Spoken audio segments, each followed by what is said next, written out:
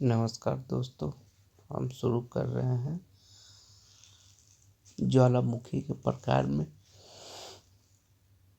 अभियांत्रिक स्थलाकृति। अभियांत्रिक स्थलाकृति जो होती है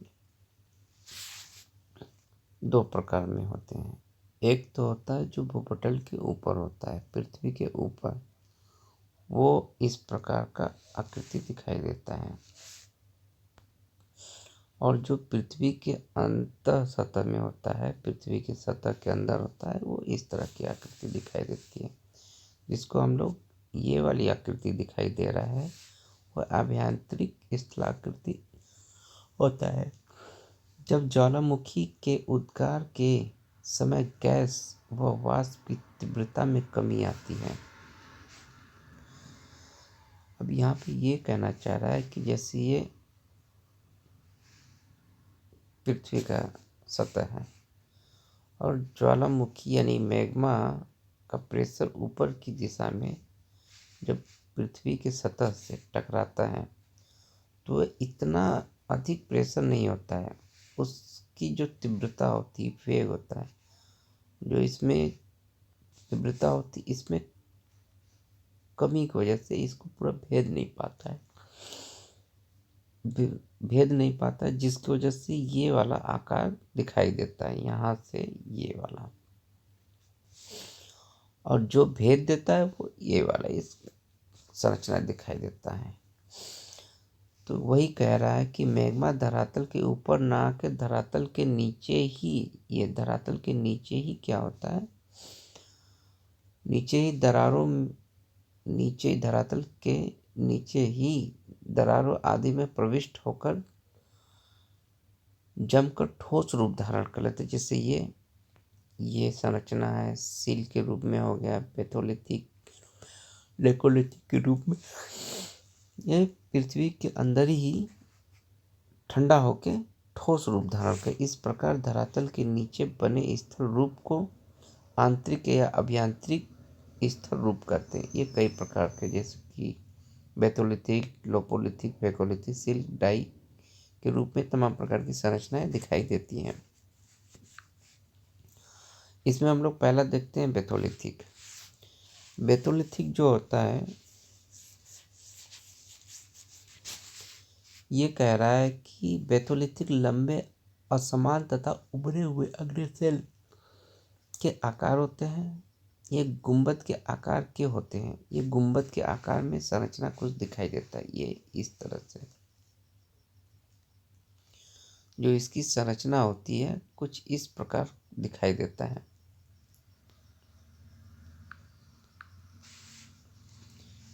कुछ इस प्रकार का दिखाई देता है, गुंबद के आकार का। ये इस प्रकार से दिखाई देता है। अपर्दन द्वारा इसकी ऊपरी भाग जो होता है दिखाई देता है। अपर्दन जब होता है तो इसका ऊपर वाला भाग दिखाई देता है। ये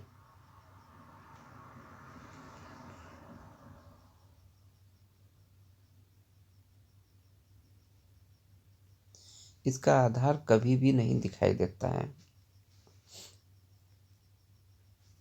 जैसे ये इसका आधार होता है। ऐसे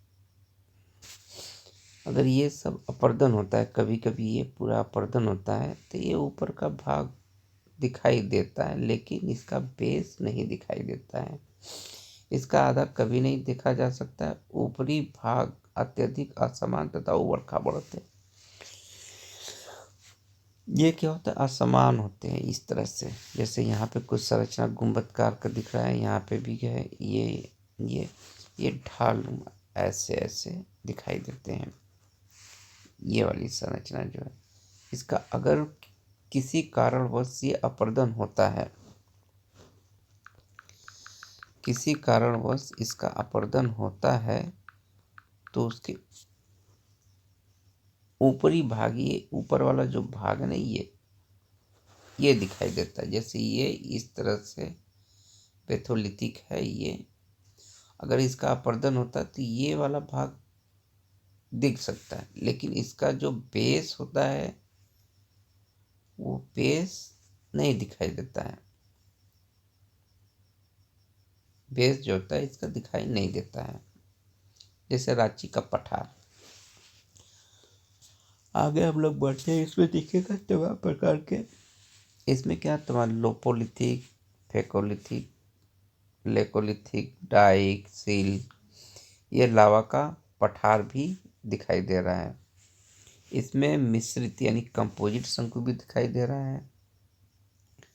कंपोजिट शंकु जो होता है, पैरासाइट्स कौन पाए जाते हैं इसमें, ये पैरासाइट्स कौन होते हैं, ये डाइक होता है, ये सिल्क होता है, ये लावा का पठार होता है।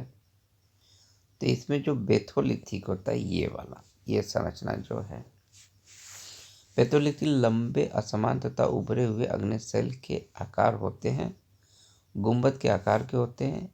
इनके किनारे खड़े ढाल वाले होते हैं।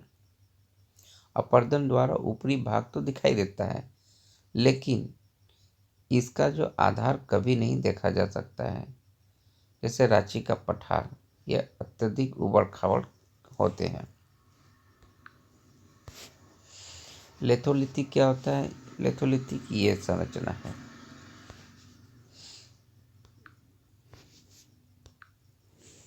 ये वाली संरचना, और ये भी संरचना लेथोलिथिक का ही है।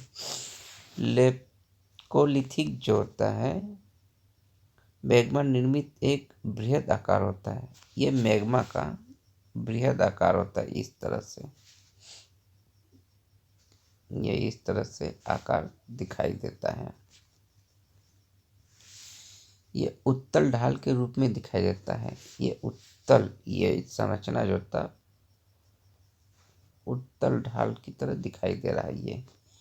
ये भी देखेंगे, ये उत्तल ढाल का संरचना है। ये भी देखेंगे, यहाँ पे उत्तल ढाल की संरचना दिखाई दे रही है।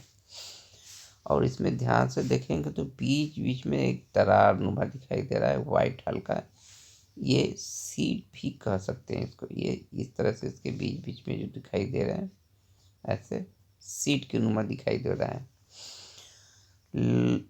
लेकोलिथिक खासकर परतदार चट्टानों के बीच पाए जाते हैं।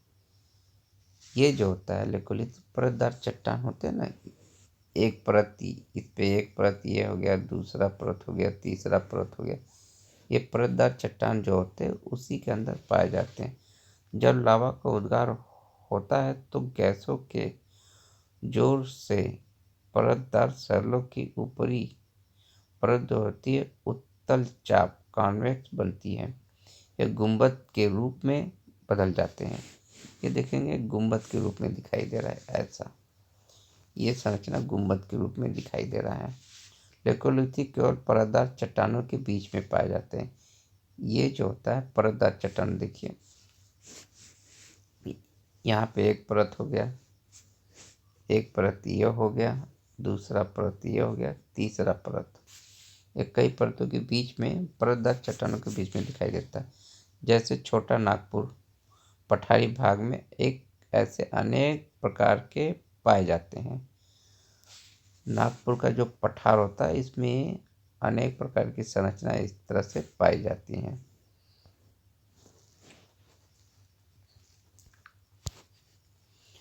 लोपोलिथिक, लेकोलिथिक। लोपोलिथ क्या होता है, जर्मन भाषा के लोपास से लिया गया है, जिसका अर्थ छिछले बेसिन होता है। जब मैग्मा का जमाव धरातल के नीचे अवतल आकार का होता है तो उसे छिछला बेसिन होता है। ये सिंपल सी बात, ये तस्तरी नुमा दिखाई देता है।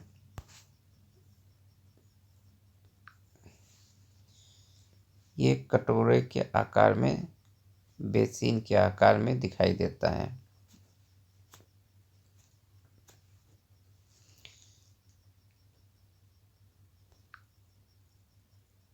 ये इस तरह से दिखाई देता है।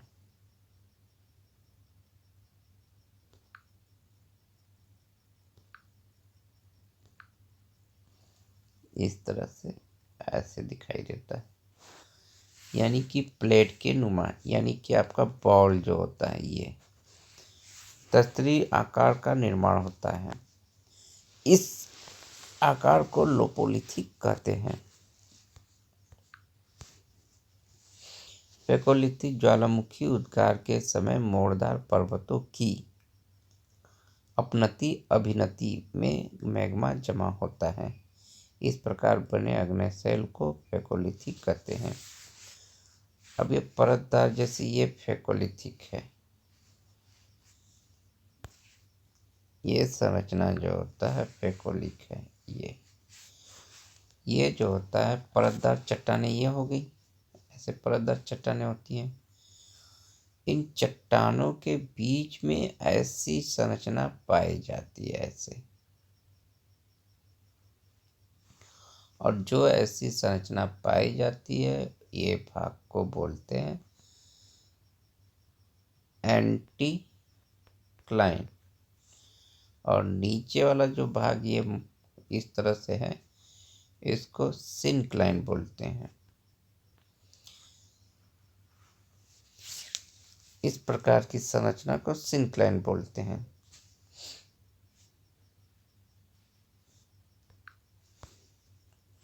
सिल क्या होता है? सिल क्या होता है? ये चादर, ये ऐसे ऐसे सीट हो गए।